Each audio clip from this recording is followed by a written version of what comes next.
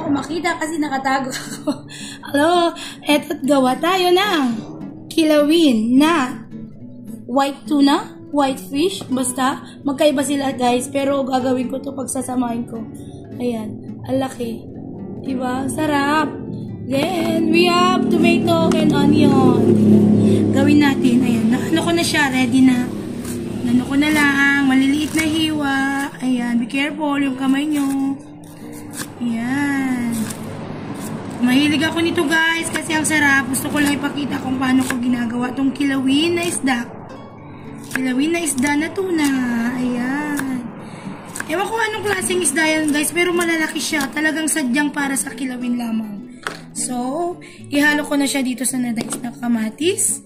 Then, mix it together. Wow, diba? Ayun. Kunin ko. Dito lang. Ganito lang ginagawa ko din. Then, slice natin ito. Ayan, slice lang. Yung katamtaman lang na slice na gusto nyo. Kasi gusto ko ganito para lasa yung ano niya. Ganito yung katin. Ayan. Thinner like that. Pwedeng mas makapal. Okay din naman. Ayan, kahit ganito pwede. Slice mo lang siya ganun. Okay. Ito. Parang cube siya. Ayan. Diba? Mix ko na dito guys.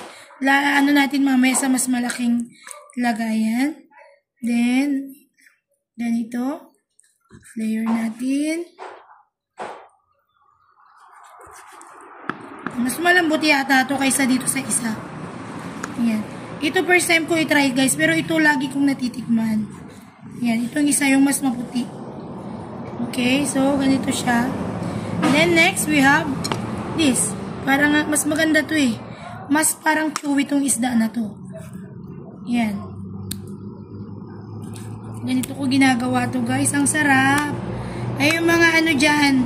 Pag di pa kayo nakakatry nito, gawin nyo. Ang sarap. Ayan. Sa hindi mahilig ang kilawin, ligon nyo na at masarap siya talaga. Ayan. Ito siya guys. Ganito lang ang ginagawa ko. Ayan. Ayan. Nilinis ko na siya. Inalis ko yung medyo sa balat niya kanina. Ang ganda oh. Diba?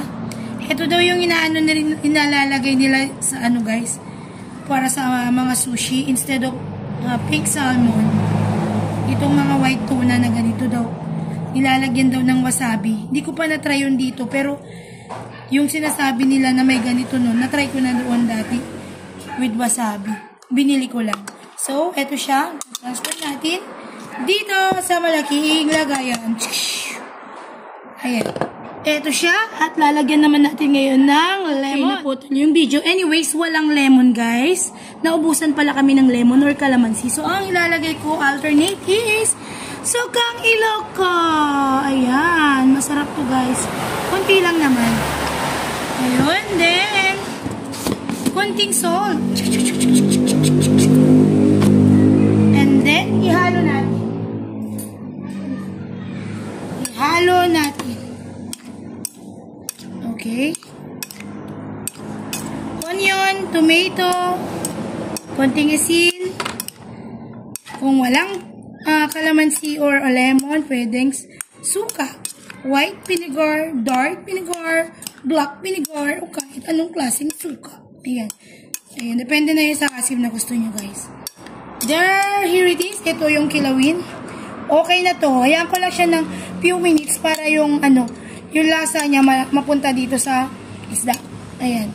Hayaan lang natin konti dito sa refrigerator. Okay? So, eto na siya. Pwedeng tikman. Why not? Diba? Gusto ko to. Kasi hindi ko pa ito natatry. Yung red. Ayan. Itong red. Yum, yum. Oh my God. Ang sarap talaga. Malambot. Mas malambot tong red na red tuna. Anyways guys, ito na siya. Ilawin na. Sorry.